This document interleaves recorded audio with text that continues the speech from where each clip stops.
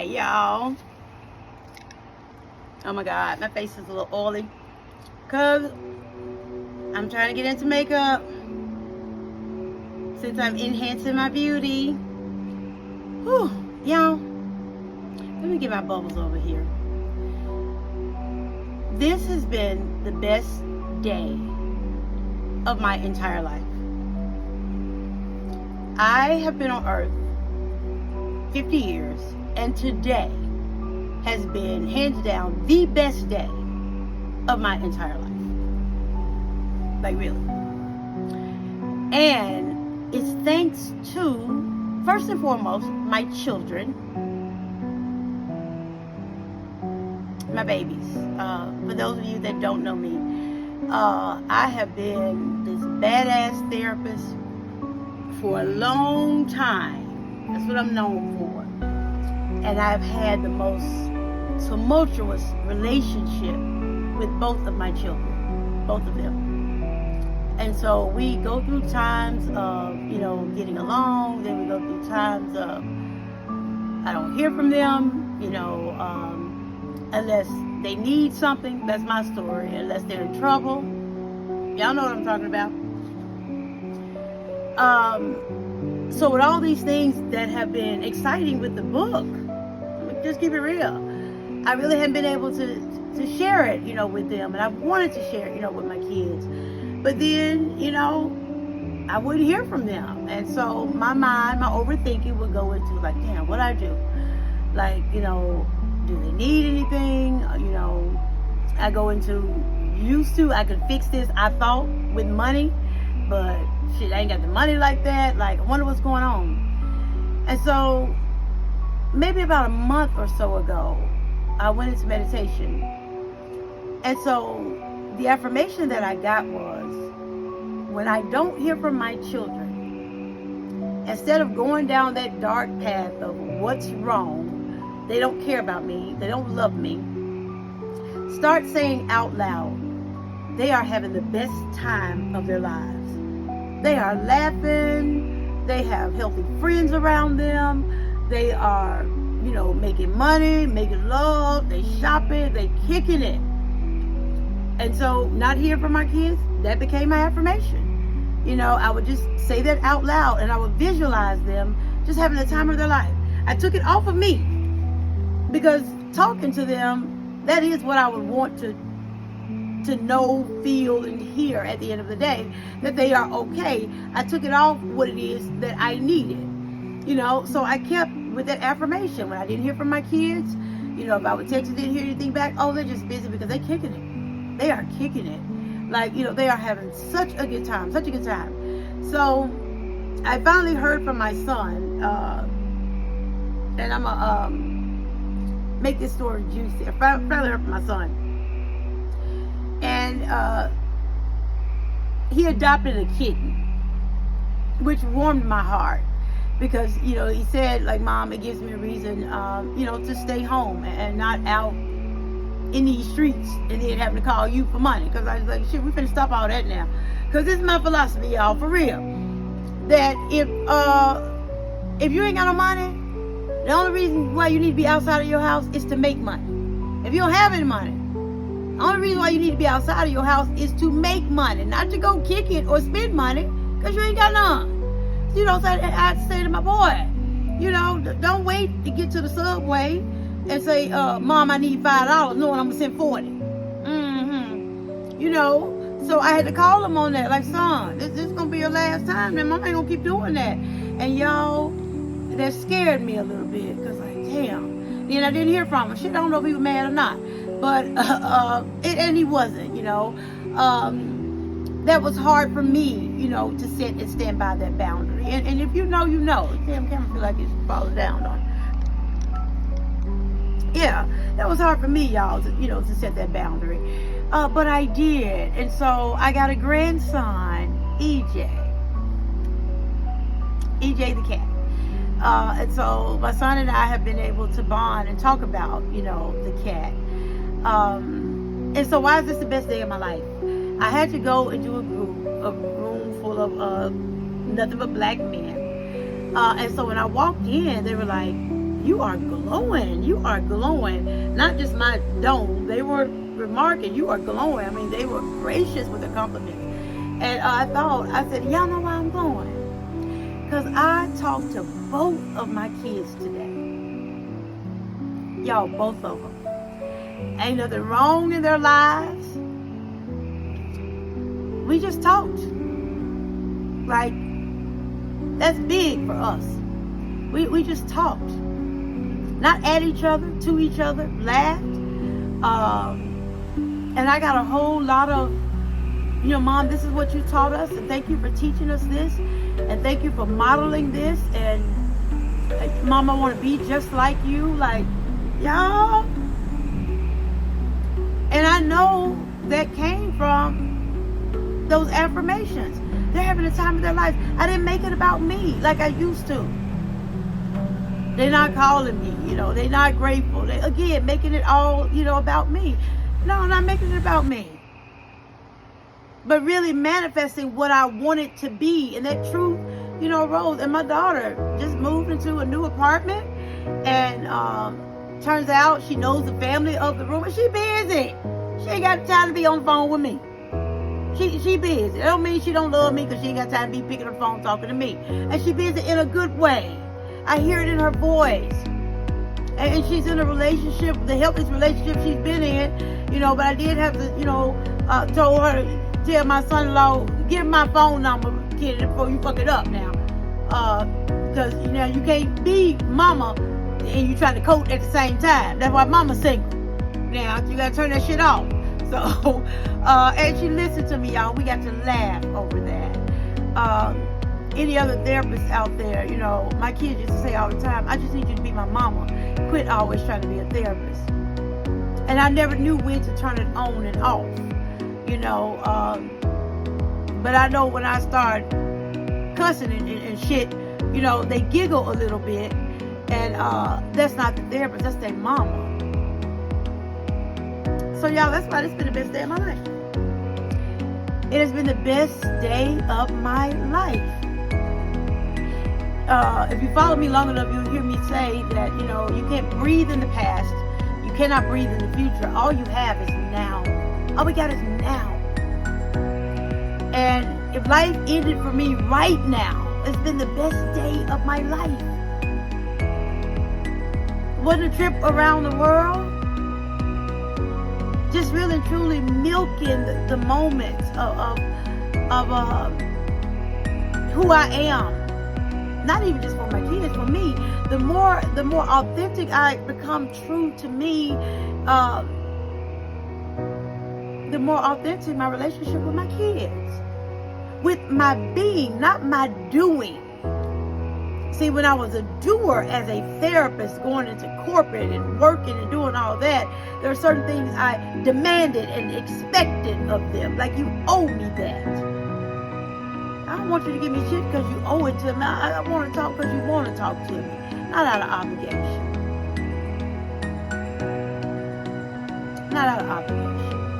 And I'm just enjoying the young people they are becoming, I'm just enjoying that. And what I'm doing, y'all, this positivity I'm putting out there, I'm saying this out loud. I want more of this for me and my children. This is me manifesting. We're going to continue to do this and teach other families, how to do this. And my daughter now, black women, and you got a woke daughter, she on TikTok now, and she getting 67,000 views and talking shit that I didn't, she didn't learn from me and put with her own intelligence.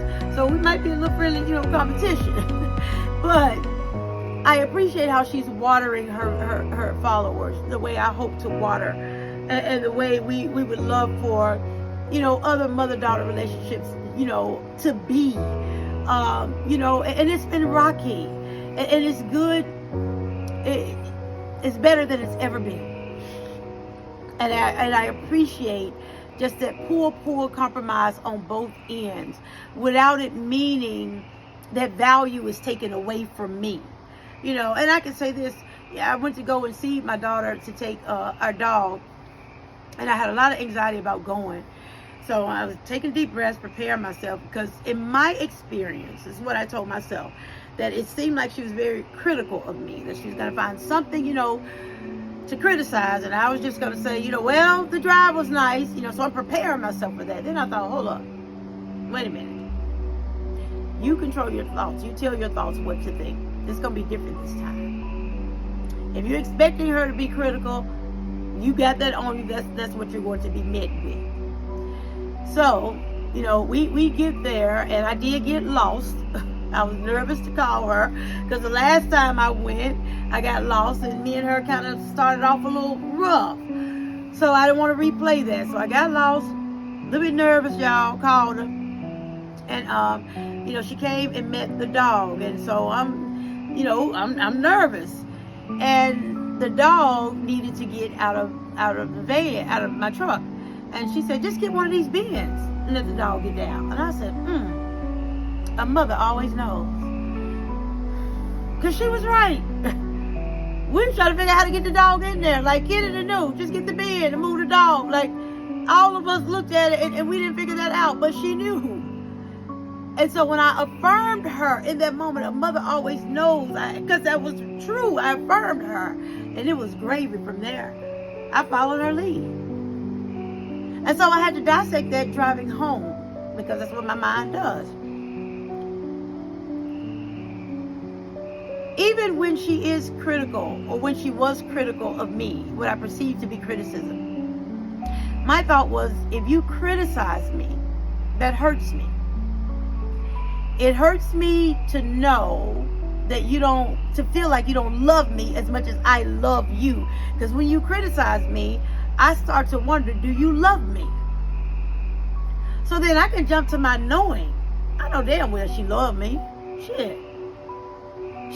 Her criticism does not mean she is removing her love away from me. So then I tease it out a little bit more. Her criticism of me is really based on 26 damn years on this earth. I've been on the earth 50 whole. For real. Whole means her over everything. Okay? So her criticism, if I perceive it, is that does not mean she's attacking me. It's just her opinion. I ain't got to put a lot of value in her opinion. Now, the other thing that I want to assess, the other part is I wonder if some of what I perceive as criticism is her way of bringing me down a notch. I hear my kids when they say they admire me, they look up to me, and that's, kind of leveling me down. Like, shit, I don't know. But no love is lost, because I changed the story I was telling myself about that. When my kids tell me I'm cute, when my kids tell me I got it going on, when my kids tell me that shit hit, I don't give a fuck what nobody say. What nobody say, because they don't give compliments freely, y'all. Your kids don't give compliments too freely. They don't do that. They don't do that. So when they let me know that I'm in there, again, if I'm working to earn something, I'll just go and be honest. Shit, it's the love of my kids. I ain't doing that shit no more. I didn't turn it down, so I ain't doing that as much. I ain't doing this as much because y'all, they're my babies. And they're going to have my grandbabies. And so, I'm on earth so my grandbabies never know anything about trauma. Because we done been through enough of it. I done studied it. So I want to create the perfect world, for my grandkids. And I told somebody today, shit, I want to have 2 more kids. I want to give my king wherever he is. I want to abort 2 more kids. If I can't carry a surrogate or something, I want to raise the perfect kids. I already got their name, baby. Ava, the beginning, and Zion. I really do. We need black babies being born, y'all. I got the manual. I do. We need black babies being born. Because here go the other thing. I was telling my son, who has a music therapy degree from Howard University. I'll talk about that later. But I was telling him about, the world of mental health is shaped by Erickson and Piaget and Freud and Bowlby and, all those people we've studied. And when they were shaping the world of mental health, they used their kids and their families to create those models. So if you go to a therapist today, they were taught from those foundational models. So in preparing for this book, y'all, the number of souls that I've touched from 2002 up until the writing of this book 586,932 souls. Whew. Mostly black. So when the white forefathers of psychology came up with their theoretical ways of how to monitor the world, they didn't do it with black wellness in mind. And they damn sure didn't research over 500,000 black folks. What I'm giving you in the BlackWell Theory is shit that I researched with my own kids who have had their struggles living in this fucked up ass world. I'm gonna let you know what worked and what didn't work, and that you already got it, you know, the well. Y'all, 586,932 people, souls that I've touched. Now that's everybody. They had me counting family and friends. Just the clients that I saw, they went home and told their sister, and sister, I'm counting souls. Now, here's the thing. To add all of those numbers up, because I'm into numerology, I am into what's into me. But to add all those numbers up, they add up to 33. 33 is the master teacher. So I am in my master teacher phase. Yeah, I'm here. The universe is confirming that I'm here. Even with changing my look and everything, y'all. Storm BlackWell is here. And I didn't choose this. This chose me. I'm in my master teacher phase. And so 586,932 souls have confirmed my work. 253,000 clinical hours. It takes 10,000 hours to become an expert. I'm an expert 25 times over. Yeah. Stand toe to toe with anybody, you know, because we like a little competition when it comes to treating black folks in trauma. Anybody. If you're doing trauma work with broke black folks, stop it now. If they leave your office, leave your facility, and they're going right back to shooting, killing, robbing, stealing, stop doing fucking trauma work and making them think it's something wrong with them. Because they need that fight and flight to survive on the motherfucking streets. Makes the streets safe enough, give them enough food to eat, take away their worries for about a year. After the year is over, when you give them stability, then you can do the damn trauma work. I know what the fuck I'm talking about. I didn't just work with black folks, work with white folks too. White folks came through trauma really well. I remember having a little Jewish girl, y'all. Had some fucked up ass trauma, met her at Memphis Behavioral Health.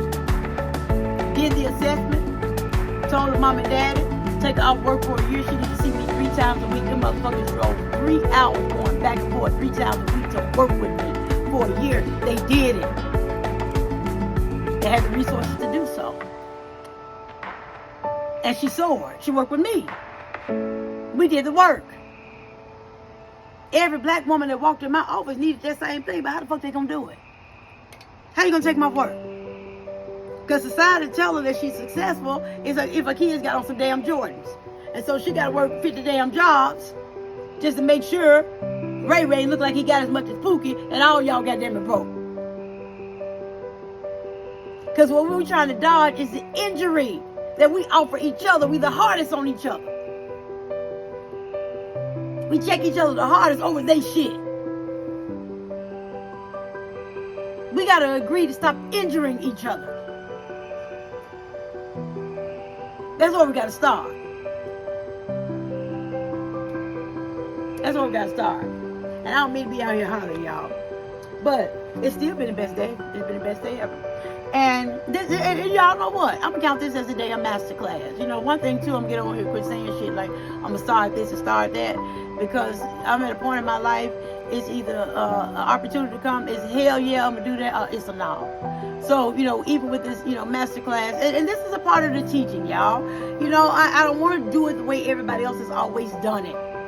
That's what we're here for, to disrupt this old paradigm. To keep doing shit the same way it's been done, we're gonna keep getting the same thing. Shit, I ain't finna sit down and plan and market and do shit and do it like that. Hell no, I'm just gonna put it out there. It's gonna reach who the fuck it's gonna reach. And whoever can help with the packaging and promoting all this shit, you come on. But right now, shit, I'm good. Man, bitch, I live in motherfucking projects. You know, not really, but still, you know. I live with my brother who on government assistance. I'm his caregiver. Hope. And a full-time student, so. I'm a full-time student, so I can say whatever I want to say, y'all. And I can't wait for y'all to get this book. Thank y'all so much for your kind thoughts with my bald head. And y'all, the little boys, I walked in there and did their group today. It's such a powerful group. But I want to let the men in the room decide how they want to promote it on social media. I do realize that I am a powerful woman, and when I'm at work, when I was working the group, everybody gave me my space, but when the light was off of me, and this is me now, you come for me if you want to, but when the light is off of me, that many brothers in the room, I stand down. I let them decide.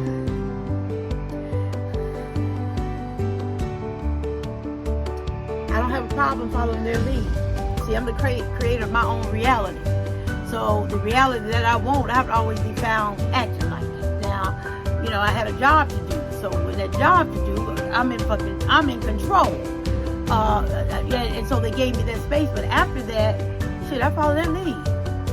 So however they want to promote it, I'm not going to post anything from there until they go first.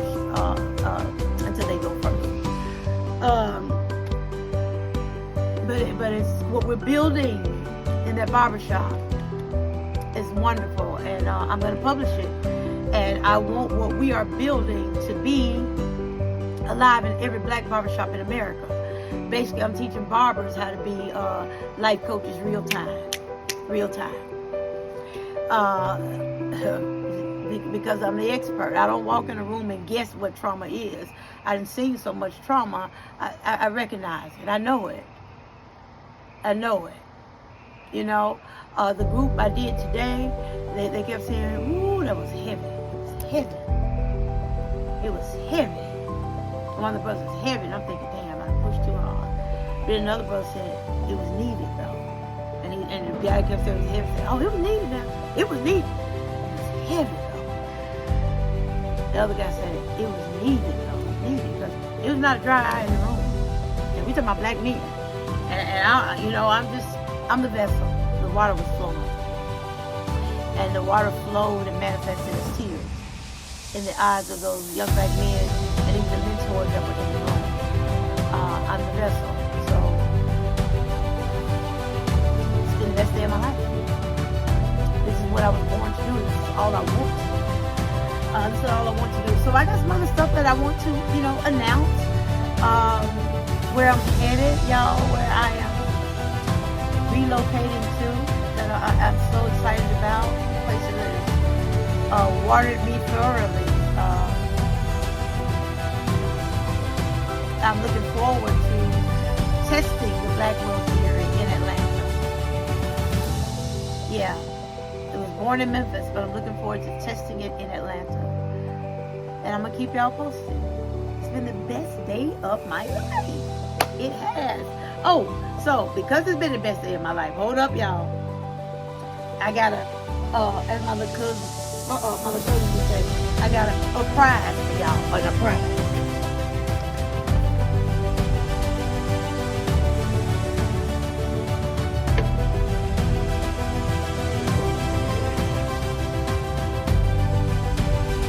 Y'all see my brother? Y'all see my bubble? My bubble machine got rained on the other one, but this is how I feel inside, y'all. My bubble. And my kids reminded me tonight, it was like, Mama, you living what you said, this is what you said you wanted to do. This is what you said you wanted to do. Y'all, when you don't work with as much trauma as I've worked with, just, yeah, that's all you want to do. I don't want nothing else. I can't watch the shit on TV because it reminds me of the trauma. I can't watch, I don't want to watch it. The only way I can watch the shit on TV, I got to know the spoil. I got to know what's going to happen at the end. I got to know who's going to die. I need to know what's going to happen so I can go and work in my mind how I would treat that trauma, how I would turn it out. My brain is just that fucked up, y'all. It is. It is. It is. That's why I had to write that book. And I got so many damn books in me because what I'm doing is unwiring 586,932 trauma story. Y'all know what? One thing about Atlanta, I be hell of a screenwriter. You know, I see what Tyler Perry is going in some of his screen shit. I know some shit, baby, that can make it flip. You know, some stuff I've lived, for real. But yeah, and that is what I want to do. You know, that's what I want to do. I just want to be paid to think and I ain't got to ever leave my house. I really don't. I ain't got to ever leave my house. Go out and work with them kids and come on back and have a good conversation, you know, with my kids. Talk to y'all a little bit. Shit, I want. That's well enough. You know, for me, it's well enough. It's well enough. It ain't perfect. It ain't healed. It ain't whole, but shit, it's well enough. And so I'm counting as the best day of my life. Meditation helps you to do that, y'all. But now I feel like I'm just rambling. Be well, family. Be well. Be well.